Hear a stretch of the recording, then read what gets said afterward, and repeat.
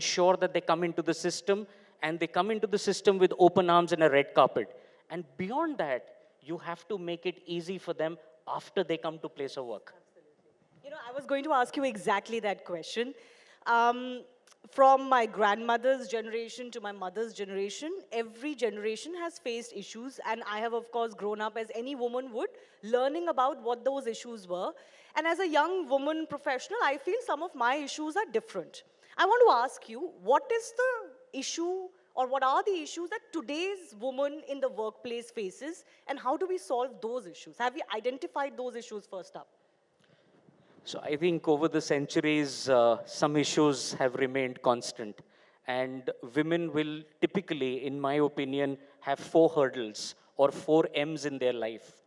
The first M or the first hurdle would be marriage.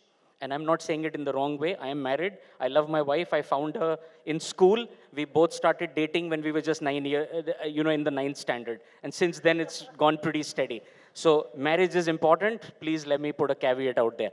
But that becomes the first hurdle for a woman. The second hurdle for a woman is maternity. The third hurdle for the woman is medical care. And medical care both for your own aging parents and your parent-in-laws. And the fourth hurdle is motherhood and becoming a mother as your children start to grow up. They get to the middle school, they finally get to the 10th standard, the 12th standard. The burden eventually goes back onto the woman. So as Quess, very specifically, we've tried to address each of these. After the HER program brings a woman into the system, we also encourage them to stay for longer. So the first program that we run is called GROW. And once a woman is into the system, how can she go from the junior management to mid-management to senior management? The second one that we have, which the senior women leader anchor, is called QUEEN. But this QUEEN is with slightly different spellings. It's QWEEN, and that is Quess Women Employment and Engagement Network. So all senior leaders, all women senior leaders at Quess have to mentor and buddy all the junior women leaders and navigate them through these 4 M's or these 4 hurdles at the workplace, which, mind you, they are going to get. I'll add one more point and just one tactical thing. We added and we changed our leave policies. And one of the policy we added was that if you're a parent of a child going into the 10th or the 12th standard, both father and mother will get a leave during the board exam. So we are telling the men, please share the burden. Don't expect your wife to give up the job during that time. We also added just one last one, and this is important because I heard in the earlier panel as well. We started what is called a period leave. I know Government of India is talking about it. We said if you are in your menstruation cycle and you need to work from home and you feel comfortable working from home, no questions asked, just convert that day into work from home and you're comfortable. So these are small little things. A lot of enterprises can do it. Absolutely, absolutely. No, so there is, as you said, some challenges haven't changed for women.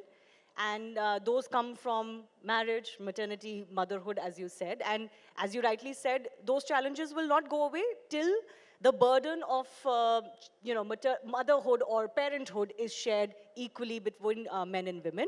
But I do want to ask you, there is a report that Quess has initiated or authored, which is called the New Collar Generation. Could you tell me what is it that you found about young women or women of all age groups in the workforce, especially from the unorganized sector to the organized sector? So thanks for that question. Actually, Quess brings people into formal employment for the very first time. In the last 12 months, when we added about 350,000 people, 177,000 of those people got a UAN number for the very first time. That means they came into formal employment for the very first time. 42,000 of those were women employees who came into the formal employment for the very first time.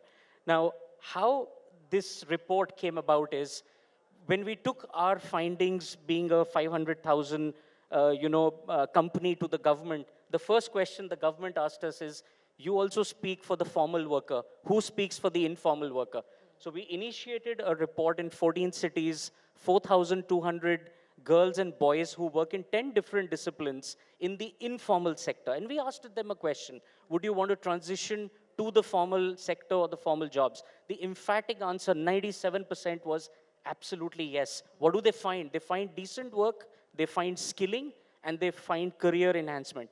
More importantly, 63% of the women said if they transition to the formal work and they get medical benefits, maternity benefits, and medical benefits for the family, they're willing to even let go of higher wages and will settle for lower wages, but for these aspects. And I think COVID has not been kind to most families, most people, and I think that's what the women in this report were trying Absolutely. to, No, I think talk to that's us. an important finding, that it's not just the pay scale or the amount of pay, but it's also the benefits, especially maternal benefits or medical benefits, that are extremely important to keep women in the workplace and encourage them, especially in the organized sector as well. I do thank you, Mr. Lohit Bhatia. A big round of applause for Quess, because Thank it's you. important to initiate these conversations, and we need partners like you, and I hope I have a commitment from you. Absolutely. All right. We are here for the long Absolutely. haul. Thank you very much.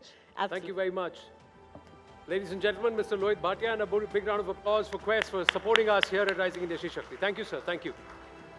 Thank you. Just take a quick photograph and we move on to our next session. Thank you. Thank you very much, sir. Thank you.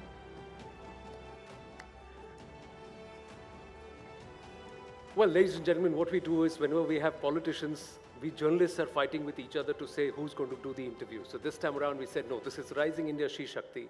Let's get another achiever, non-journalistic, to take the lead as she takes the lead. This session is Netritva Shakti, one of the most popular ministers in the current government. She has ably shouldered responsibilities across ministries, served as a union minister right through 9 years of the Modi Sarkar.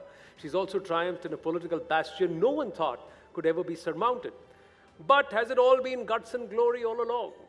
Will we get to hear the untold story of Union Minister Smriti Irani ji at Shri Shakti? Well, as she comes in, I also invite our moderator, another very, very special person, an achiever herself, an IAS officer from the late 80s batch, the first to serve in railway traffic service. They kept calling her sir for 6 months. She's also an acclaimed dancer, a Padma Shri awardee, a TEDx speaker on cancer, Srimati Ananda Shankar Jayant.